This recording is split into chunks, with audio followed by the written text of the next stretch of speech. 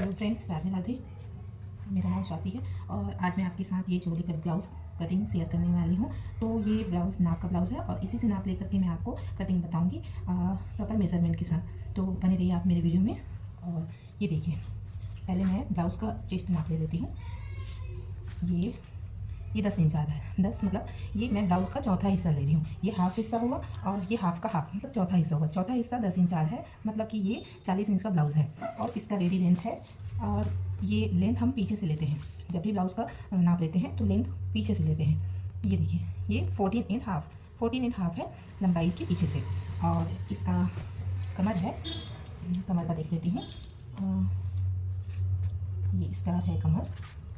देखिए, ये हाफ में आ रहा है 16 एंड हाफ, मतलब ये 33 के नाप में होगा। टोटल राउंड में 33 है। और इसके बाद हम ले लेते हैं आस्तीन का नाप। आस्तीन हमें रखनी है 9 एंड हाफ और आर्म होल है इसका 8 एंड हाफ, मतलब 8.5 इंच इसका आर्म होल है। और सामने का गला है इसका 5.5 में है रेडी। और पीछे से ये है, पीछे से इसका गला है 7 एंड हाफ। तो उसके बाद मैं देखिए, यहाँ से मैं अंडर बस्ट का नाप लेती हूँ। अंडर बस्ट का नाप कैसे लेते हैं, जो हमारा चोली कट में ब्लाउज रहता है ना, वो चोली को छोड़ते हुए जो पट्टी रहता है ना, नीचे क्रॉस पट्टी, उस वहाँ तक का नाप लिया जाता है। तो वहाँ तक का मेरा नाप है 11 एंड हाफ, रेडी में 11 एंड हाफ। तो चलिए मैं इसकी कटिंग बताने वाली हूँ। ये देखिए, ये लाइनिंग का कपड़ा है और ये ब्लाउज़ का कपड़ा है। ये साड़ी में से निकला हुआ ब्लाउज का पीस है। तो चलिए आप बने रहिए मेरे साथ मेरे वीडियो में, और अच्छा लगे मेरे वीडियो को लाइक जरूर कीजिएगा।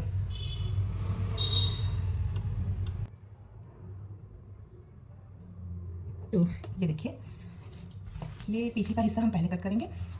ये फोल्डेड साइड से मैंने लिया हुआ है ये अस्तर का कपड़ा। ये फोल्डेड साइड अपनी तरफ रखा है मैंने। और सबसे पहले ये जो किनारी का पार्ट होता है वो थोड़ा हार्ड रहता है, उसको मैं पहले कट करके निकाल लूँगी। ये देखिए, ये मैंने कट करके निकाल लिया। उसके बाद मेरे ब्लाउज़ का रेडी लेंथ था 14 एंड हाफ, रेडी में था 14 एंड हाफ। तो हम पीछे का जो जब नाप लेते हैं तो 14 एंड हाफ है, तो उसमें 1 इंच प्लस करके लेंगे, क्योंकि हाफ इंच नीचे से और हाफ इंच ऊपर जब हम ब्लाउज़ को स्टिच करते हैं तो वो जुड़ता है। तो 1 इंच हम प्लस करके लेंगे। तो ये 14 एंड हाफ था, तो मैं 15 एंड हाफ ले रही हूँ लंबाई में। और हाँ, ये ब्लाउज़ का क्या है, बैक नेक ज़्यादा बड़ा नहीं है, ज़्यादा डीप नहीं है, इसलिए मैं इसका जो शोल्डर का नाप है नहीं ली हूँ, वो मैं अंदाजे से ले लेती हूँ। लेकिन मैं आपको दिखाई देती हूँ। ये देखिए, ये 11 में है, रेडी में 11 में है। और जो नेक विड्थ है वो 6 एंड हाफ में है। तो चलिए बताती हूँ। 11 था रेडी में, तो उसको हम हाफ इंच, 11 का हाफ हुआ 5.5 इंच, तो 5.5 ये कर लेते हैं हम। ये 5.5 में ले लिए शोल्डर। तो जब हमारा पीछे का गला 6 इंच 7 इंच इतना रहता है, तो बहुत कुछ ज़्यादा माइनस नहीं करना होता है हमें शोल्डर में। तो 5 एंड हाफ ही ले रही हूँ मैं। और आर्म होल था मेरा रेडी में, गोलाई में था 8.5 इंच, तो 40 में मैं 6 इंच का आर्म होल लेती हूँ। ये मैंने 6 इंच का आर्म होल ले लिया। और इसके बाद मैं ले लेती हूँ चेस्ट का नाप। चेस्ट का नाप हम जो आर्म होल का नाप लेते हैं ना, यहीं से ही हम चेस्ट का नाप लेते हैं। तो चेस्ट का नाप था मेरा 40 का चेस्ट था, चौथा हिस्सा हुआ 10 इंच, ये 10 इंच ये हुआ। और 2 इंच इसमें मैं सिलाई मार्जिन लूँगी। तो ये जितना है ये 12 इंच है, 12 इंच है, तो मैं उतना ही कमर से इसको हाफ इंच करके ले लूँगी। तो 11 एंड हाफ इंच ये मैंने लिया 11 एंड हाफ इंच। और इसको मैं ऐसे मिला लूँगी। ये देखिए, और 2 इंच का सिलाई मार्जिन कमर में भी रहेगा। ये देखिए, ये मैं हाफ चेस्ट से कमर का हाफ इंच इसलिए लिया मैंने, क्योंकि जब हम कमर का नाप लेते हैं ना तो इतना ही आ जाता है। जैसे इसका 33 है कमर का नाप, तो 33 मतलब 33 मतलब 34 ही ले लेते हैं। तो 34 का चौथा हिस्सा हुआ 8.5 इंच ये हुआ, और 1 इंच जो हम पीछे तक देते हैं वो 1 इंच ये हो गया ना, ये बराबर ही आया। इसलिए मैं जितना चेस्ट का नाप लेती हूँ उससे हाफ इंच कम करके कमर का नाप ले लूँ। और यहाँ से मैं आर्म होल की गोलाई के लिए 1 इंच पर निशान लगाऊंगी। और इसको हाफ करते हुए, जैसे ये 6 इंच है तो यहाँ से 3 इंच लूँगी, यहाँ से 3 इंच, ये डॉट और ये जो फिटिंग का डॉट है ये सभी को मैं मिला लूँगी। तो आप चाहें तो आपके पास अगर कर्व स्केल है तो आप मिला लीजिए, और नहीं है तो आप ऐसे गोलाई देते हुए अंदाजे से ऐसे मिला सकते हैं। ये देखिए, तो इसका हमारे पीछे का गला लेना है, हमें नेक विड्थ लेना है 2 एंड 25, मतलब 2.5 इंच से थोड़ा कम, या 2.5 इंच भी ले लूँगी तो भी चलेगा, क्योंकि इनका नेक ज़्यादा बड़ा नहीं है। तो फिर भी मैं इसमें 2 एंड 25 ले रही हूँ, क्योंकि इनको 16 गिनने की समस्या ज़्यादा रहती है, इसलिए 2 and 25 ले रही हूँ। और गले की रेडी लेंथ है वहाँ डीपनेस है 7.5, तो मैं इसको 1 इंच बढ़ा के लेती हूँ, क्योंकि जब इधर हम जोड़ेंगे ना तो हाफ इंच इधर जुड़ जाएगा, इधर स्टिच में चला जाएगा, और हाफ इंच इधर जब पाइपिंग करते हैं ना तो वो स्टिच हो जाता है, तो मैं 1 इंच बढ़ा के ही लेती हूँ, तो 8.5 ही हो गया। और यहाँ से जैसे यहाँ से 2 and 25 ली हूँ ना, वैसे ही यहाँ से मैं 3 ले लूँगी। ये देखिए, फिर मैंने इसको मिला दिया और यहाँ से ऐसे गोलाई दे दी। अब इस यहाँ पर हम पीछे का डॉट कैसे देते हैं, ये जो 2 इंच का मार्जिन दिए हैं ना उसको छोड़ते हुए इसका हम हाफ कर लेंगे। ये देखिए, ये हाफ हो गया, यहाँ पर निशान लगाए, यहाँ से ऊपर से हम 4.5 इंच पर निशान लगा लेंगे सीधे सीधे। और ये जो डॉट रहेगा वो 1 इंच का रहेगा, तो 1 इंच मतलब यहाँ से हाफ और यहाँ से हाफ, तो ये ऐसे ऐसे ये डॉट आ जाएगा। ठीक है, तो इसको मैं कट करके निकालती हूँ और सामने का पल्ला मैं आपको कट करके दिखाती हूँ।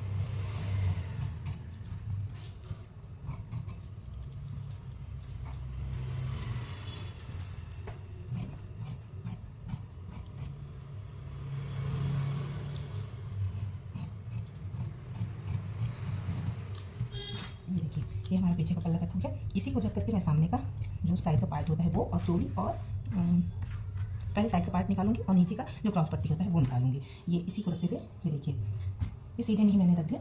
ये फिर आप ऐसे भी रख सकते हैं, इससे रखने से क्या होता है हमारे कपड़े की बहुत बचत हो जाती है। ये देखिए ऐसे रख दिया, क्योंकि हमारा जो ये योक पार्ट है ना, जो अंडर बस्ट का नाप जो मैं बताई थी 11.5 में था, वो इतने में ही आएगा। तो ये देखिए, हम यहाँ से ऐसे नाप ले लेते हैं, और जहाँ पर 11.5 ब्लाउज में रेडी में आया था उसको हम 12.5 में करेंगे। तो ये देखिए, ये आ रहा है 12.5 में लेना है, तो यहाँ तक आ रहा है, मतलब यहाँ तक आएगा ये ब्लाउज का, यहाँ तक आएगा ये। ठीक है, तो हम क्या करते हैं, ये आर्म होल का जो निशान है पीछे से उसको एज इट इज़ मार्क कर लेते हैं। ये देखिए, ये ऐसे और ऐसे। ठीक है, और गले का भी हम ऐसे ही मार्किंग कर लेते हैं। सामने का गला हमारा 5.5 में रेडी था, तो उसको 1 इंच बढ़ा के लेंगे हम 6.5 इंच। ये देखिए 6.5 इंच का गला आ गया, इसको ऐसे कर दिया, और 6.5 जो लिए हैं उससे 1 इंच ऊपर हम निशान लगा लेंगे 5.5 इंच। ये 5.5 पर हो गया। अब यहाँ से ये पीछे का जो ब्लाउज का ये वाला पार्ट होता है ना, ये वाला पार्ट होता है वो हमारा निकल के आएगा। ये साइड का पार्ट हमारा कितना होता है, 2 इंच सिलाई में दबा होता है, और ये इधर हम 2.5 इंच एक्स्ट्रा ले लेते हैं। अब पूरा ब्लाउज का जो पीछे का पार्ट है वैसे ही देख, ये सीधा सीधा ऐसे आ गया, ये यहाँ से बराबर हो गया। तो हमारा जो 40 साइज़ में ना चोली का जो नाप होता है 6.5 या 6 ऐसा रहता है, तो मैं देख लेती हूँ इसमें चोली का नाप कितना है।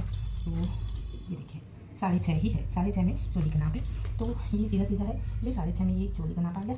इसको छोड़ते हुए ये हमारा साइड का पार्ट आ जाएगा। तो जब ये ऐसे 6.5 छोड़ते हुए जो जितना पार्ट आता है वो हमारी ये साइड का पार्ट आ जाता है। तो साइड के पार्ट को लाने के लिए मैं क्या करती हूँ, ये जो पीछे के हिस्से से मैंने बराबर में निशान लगाया है ना, उससे हाफ इंच ऐसे तिरछे में ले लेते हैं, क्योंकि ये थोड़ा सा कम ही हो जाता है, क्योंकि जब चोली को हम जोड़ते हैं ना तो ये हिस्सा सामने का हिस्सा बढ़ जाता है।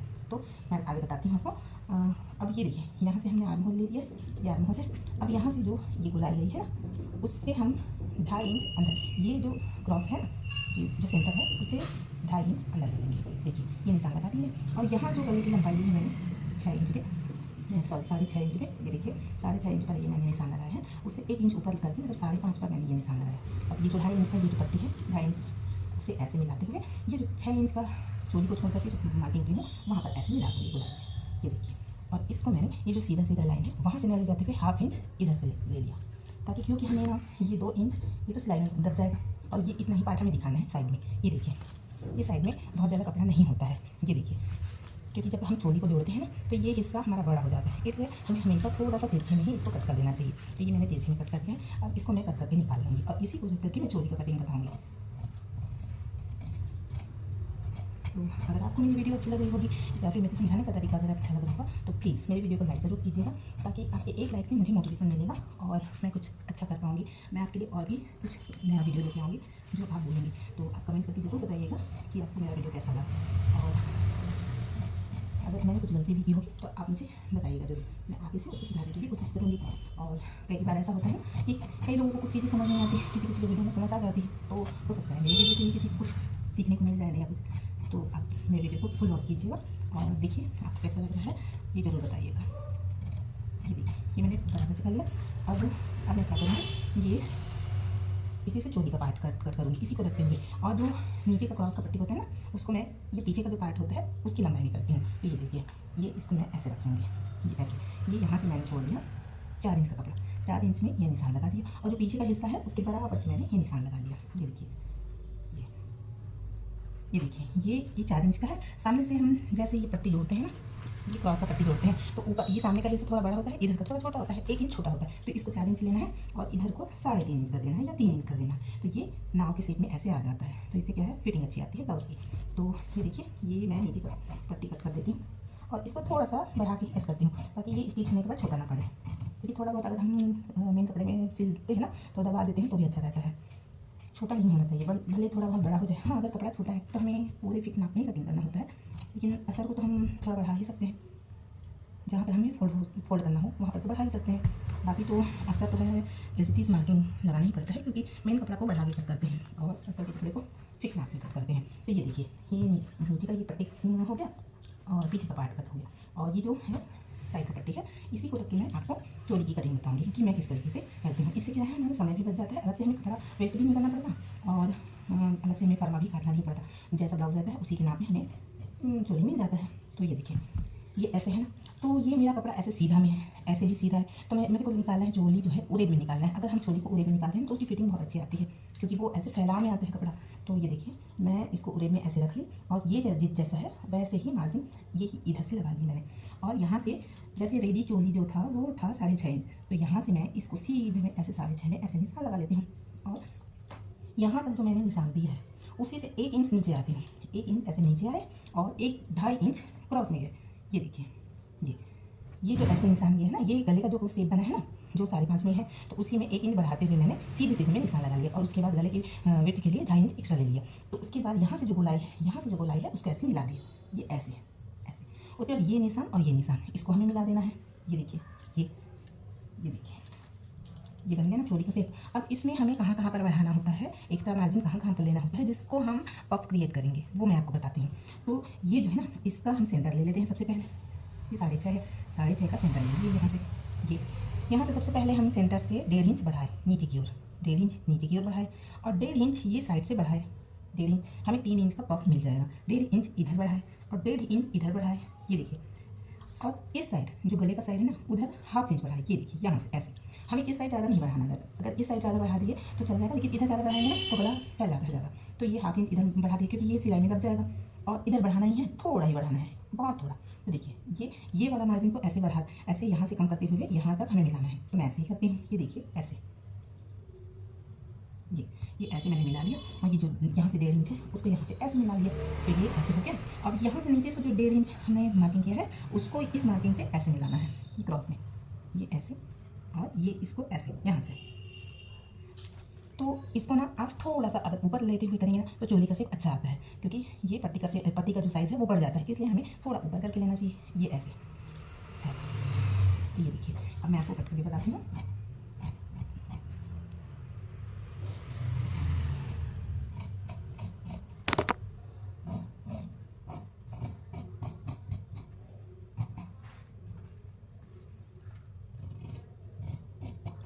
ये देखिए, ये हमारा यहाँ से ऐसे बराबर आ जाएगा। ये देखिए, ये हमारा चोली परफेक्ट आ जाएगा, और ये ऐसे स्टिच होगा।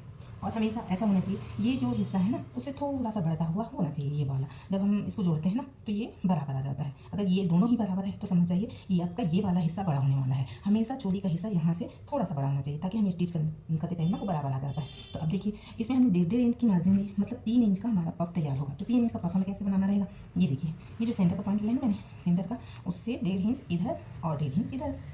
ये देखिए, यहाँ से ये दोनों निशान को हमें 3 इंच ऊपर मिलाना होगा, तो ये बन जाएगा हमारा डॉट, चोली का डॉट।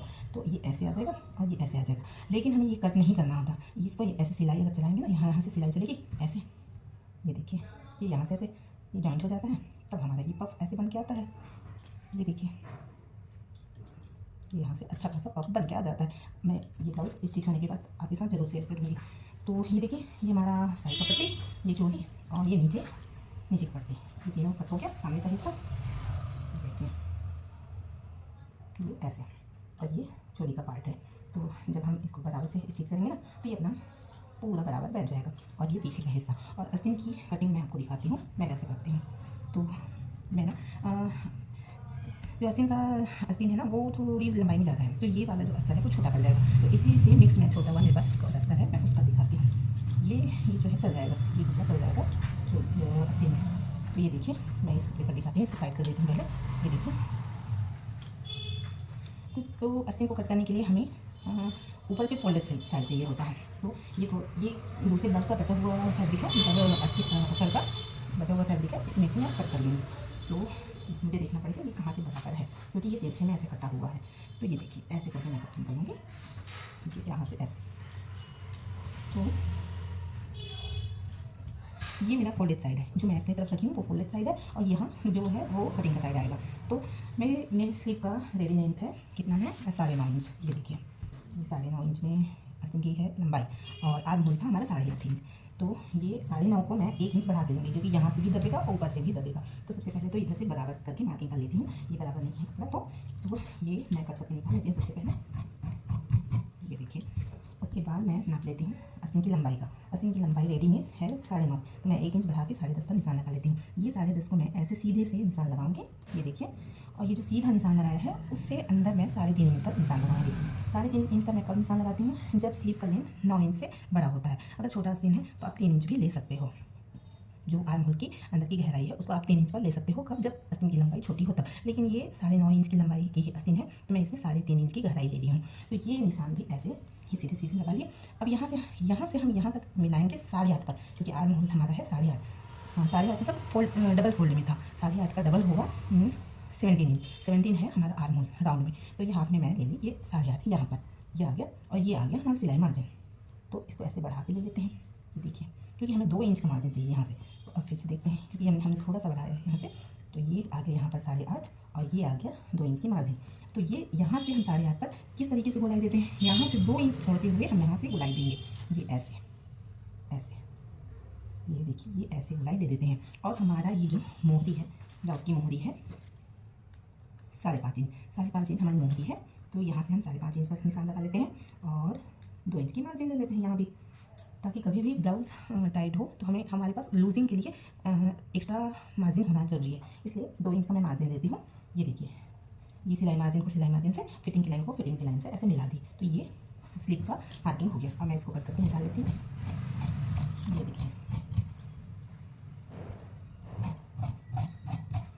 देखिए, ये हमारी स्लीव की फिटिंग हो गई। और इसके साथ हमें सामने में गहराई देनी होती है। तो मैं गहराई कैसे देती हूँ, ये ऐसे, जो ये 8.5 है उसका हाफ कर दीजिए, ये 8.5 है उसको हाफ कर दीजिए ऐसे। अब ये हाफ को हाफ का भी हाफ लेना है, ये हाफ का भी हाफ ले लिए यहाँ से, और इधर से भी हाफ का हाफ ले लिए ऐसे। तो हमें कैसे करना होता है, यहाँ से लेकर के इसके इधर इस साइड लेना होता है, और ऐसे लगाते हुए ऐसे करना होता है। या फिर इससे सबसे ईजी तरीका ये होता है हमारा, ये जो सिलाई मार्जिन हमने लिया है ना, उसको ऐसे इस तरीके से छोड़ते हुए, इस तरीके से 2 पार्ट में छोड़ते हुए इस तरीके से हम ले सकते हैं। और ये जो एक्स्ट्रा कपड़ा है ना, ये ऐसे, ये देखिए, ये हमारी गहराई हो सकती है। ये सामने पार्ट की गहराई है। लेकिन मैं जब ब्लाउज स्टिच कर लेती हूँ ना, स्लीव सब जोड़ लेती हूँ, उसके बाद ये कर देती हूँ, क्योंकि पहले से अगर दे दिया है ना, तो अगर हड़बड़ी में गलती से भी आगे पीछे हो गया ना, पीछे की तरफ ये सामने का जो हिस्सा है वो पीछे तरफ जुड़ गया, तो थोड़ा प्रॉब्लम हो जाती है ब्लाउज हमारा। इसलिए मैं पूरा आस्तीन जो है जोड़ लेती हूँ ना, उसके बाद ही ये अंदर गहराई वाला पार्ट कट करती हूँ। तो आपको कैसा लगा मेरा ये वीडियो, आप कमेंट करके ज़रूर बताइएगा, और आगे मैं कौन सी ब्लाउज की कटिंग आपके साथ शेयर करूँ ये भी ज़रूर बताइएगा। तो ये देखिए, मैं चोली कट का ब्लाउज का कटिंग ऐसे ही करती हूँ, आप लोग कैसे करते हैं ये ज़रूर बताइएगा। अगर मेरी वीडियो अच्छी लगी तो आप लाइक ज़रूर कीजिएगा, और एक प्यारा सा कमेंट जरूर कीजिएगा, ताकि मुझे भी लगे कि लोगों को मेरा बनाने का या समझाने का तरीका पसंद आया है। और ये ब्लाउज जब रेडी हो जाएगा तो मैं आपके साथ ज़रूर शेयर करूँगी, ताकि आपको ऐसा ना लगे कि मैंने सिर्फ कटिंग किया है, स्टिच नहीं किया। तो और अगर मैं इसको स्टिच करके ही दिखाऊंगी तभी तो आपको पता चलेगा ना कि मैंने सही तरीके से कट किया है। फिटिंग भी तो समझ आनी चाहिए ना। तो ये देखिए, ये ऐसे आ जाएगा, यहाँ से ये पफ आ जाता है, ये ऐसे, ये सामने का पार्ट, और ये पीछे का पार्ट, ये देखिए पीछे का पार्ट, और ये हो गया हमारा आस्तीन का कपड़ा। तो आपको मेरी वीडियो कैसी लगी आप कमेंट करके जरूर बताइएगा। Okay, thank you. ये मेरा कपड़ा है, मैं इसी पर अस्तर रख के इसको कट कर लूँगी। ये देखिए, ये साड़ी का ही ब्लाउज है, साड़ी से निकला हुआ। ये देखिए, इसमें दोनों तरफ बॉर्डर दिए हुए हैं। ये देखिए, तो देखिए ये बड़ा ही साइज़ है, तो बड़ा साइज़ में थोड़ा कपड़ा हमें एडजस्ट करना पड़ता है, एडजस्ट करके ही कटिंग करना होता है, नहीं तो कपड़ा इधर उधर से छोटा हो जाता है। तो मैं देख लेती हूँ पहले। ये देखिए, ये मैं पीछे का हिस्सा पहले रख लेती हूँ, पीछे का हिस्सा ही कटिंग हो जाए यहाँ से, और जो तेज पट्टी है ना क्रॉस पट्टी, ये यहाँ से हो जाएगी। ये देखिए, जिसको मैं यहाँ से रखूँगी ऐसे। यहाँ से कट हो जाएगा। और ये जो चोली का हिस्सा है ये सभी को देखते हमें एडजस्ट करना पड़ता है ताकि कपड़ा हमारा छोटा ना पड़े, कहीं से भी इधर उधर ना हो। देखिए मैं जैसे भी एडजस्ट कर देती हूँ, आपको दिखाती हूँ। ये देखिए, ये इसको यहाँ से कटिंग करने के बाद ये चोली का हिस्सा मैं उड़े में ही रखूँगी, ब्लाउज का उड़े हिस्सा ही रखूँगी ताकि ये फिटिंग अच्छी आए। और इस साइड में बॉर्डर वाला हिस्सा ऐसे निकल आ जाएगा। तो कपड़ा काफ़ी बड़ा है तो इसमें मुझे ज़्यादा कुछ प्रॉब्लम नहीं होगी। अगर कपड़ा हमारा छोटा होता है ना तब हमें बहुत एडजस्ट करना पड़ता है। तो ये देखिए मैं इसको यहाँ से ना करते हुए, क्योंकि ये कपड़ा बड़ा है तो मुझे ये पार्ट इसमें नहीं लाना है, तो ये ऐसे कर लूँगी मैं। ये देखिए इसमें कट कर देती हूँ।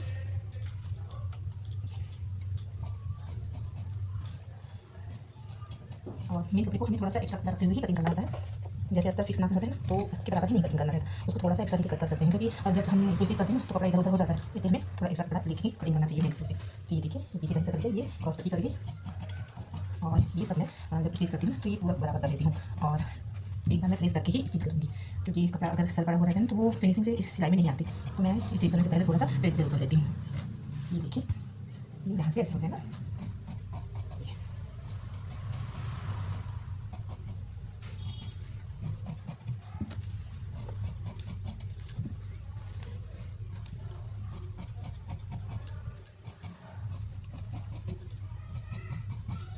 ये चोली कर दी और यहाँ से मैं अस्तीन कटिंग कर देखिए। अस्तीन कटिंग करने के लिए इस बॉर्डर को पूरे अस्तीन में हिलाना है, इसलिए मैं क्या करूँगी, ब्लाउज का कपड़ा काफ़ी बचा हुआ है तो बॉर्डर को मैं अलग से जोड़ दूँगी। इससे क्या है नीचे की साइड मेरे अस्तीन में जोड़ने नहीं होगा।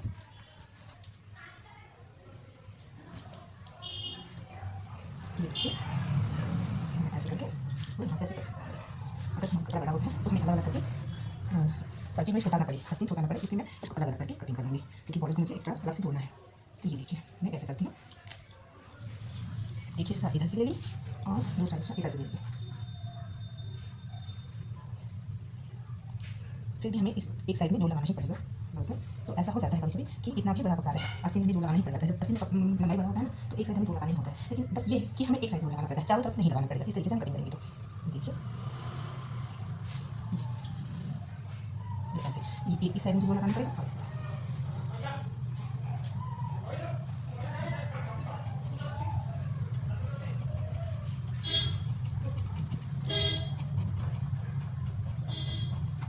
ये जो एक्स्ट्रा कपड़ा बचेगा वो जोड़ के काम आ जाएगा।